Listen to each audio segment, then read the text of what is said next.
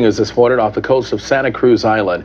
Investigators are trying to find out what caused a fire that killed 34 people on the dive boat Conception. And CBS 2's Tina Patel is live in Santa Barbara this morning with the latest. Tina, good morning.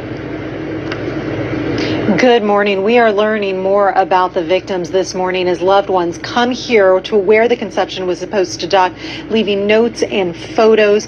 Meanwhile, as you say, investigators are still trying to figure out what caused the deadly fire. Take a look at this video. It shows the FBI on another dive boat owned by the same company. They're trying to get a better idea of the layout of the boat, where the fire may have started, and where those 34 victims who died were at the time of the fire. The NTSB has an entire team on site. They're expected to be here at least a week, and they're looking at evidence like the video of the fire captured from a Coast Guard helicopter. They're also making plans to retrieve the wreckage of the boat from the ocean. Once all the victims are recovered, there are still some out in the water. As for the victims, many of them, we're learning, are from Santa Cruz in Northern California. The mother of one young woman, Alexandra Kurtz, says she has been overwhelmed with emotions these last couple days. It comes in waves. Never thought I would ever have to go through this. She just wanted to follow her dream of the ocean, the sea, and diving, and that's what she wanted to do. That's where she was happy at. And I just talked to employees with Truth Aquatics, that's the company that owned the boat. They had another dive excursion that was supposed to be leaving later tonight, but they say they have canceled all of the upcoming dive trips out of respect for the victims and all. FBI agents scoured every inch of Truth Aquatics' 2 remaining boats exactly 1 week after a deadly fire on the Conception. The move comes after federal investigators served search warrants on the business yesterday. My heart and my prayers go to the families and friends. An inflatable at the back of my boat at that time I looked also, I could see a large boat on fire. Probably about 400 yards from me. Were they able to explain to you what had happened?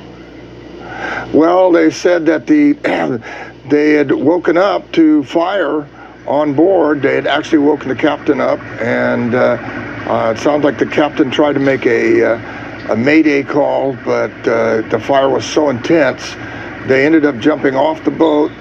And he said they swam around to the back of the boat where they had a tender or a dinghy tied up, and then motored over to our boat, which, like I say, wasn't very far away. Did they tell you, had they made any effort to try and save the passengers? So when they opened the galley door, which was the main exit for those people sleeping down below, they said there was so much fire in there that even the roof tiles were on fire and falling from the ceiling already inside that galley. So there was no access for them to get into the 34 guests that were below. Such a horrific scene, but 2 of the survivors did try to go back to the boat? Yeah, well, we hailed the survivors. Yeah, it was a horrific thing. One of those things I'll never forget. There wasn't a spot on that boat that wasn't burning.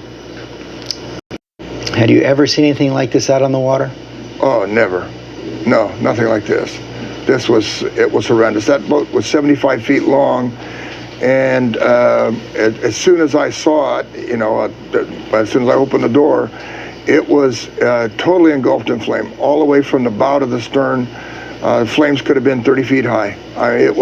There wasn't a spot on that boat that wasn't burning. It was a horrific thing. One of those things I'll never forget.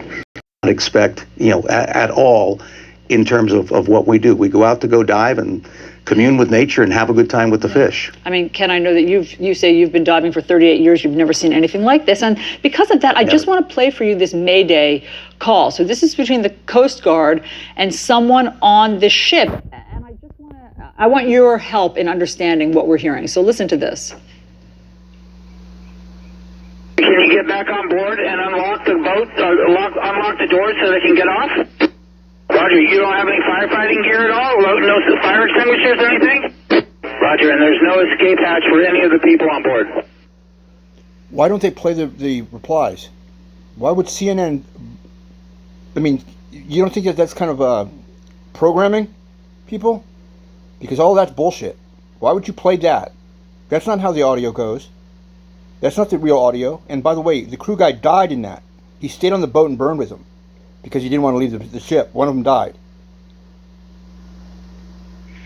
Okay, now obviously we're only hearing one side of that conversation. We're only hearing the Right, Coast that's the Coast Guard Guard guy you're hearing. dispatch, right? The Coast Guard dispatch responding, but he says no way to unlock the doors, no escape hatch for the people on board, no fire extinguishers on board. That sounds like a death trap. It does, except the Coast Guard guy's got it totally wrong. Thank you. I think he absolutely misunderstands what he's been told. First of all, there is no way to lock people in the bunk room, even if you wanted to, which you certainly do not.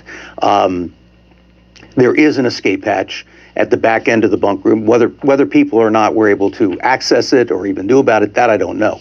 But that escape hatch absolutely exists.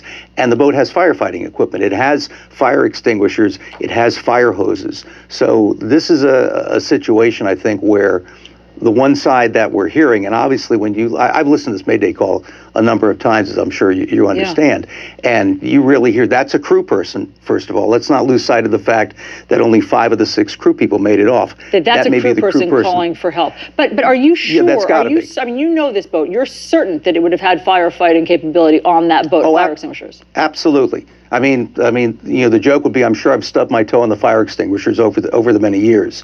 But boats are required to have fire extinguishers. They're required to have fire hoses.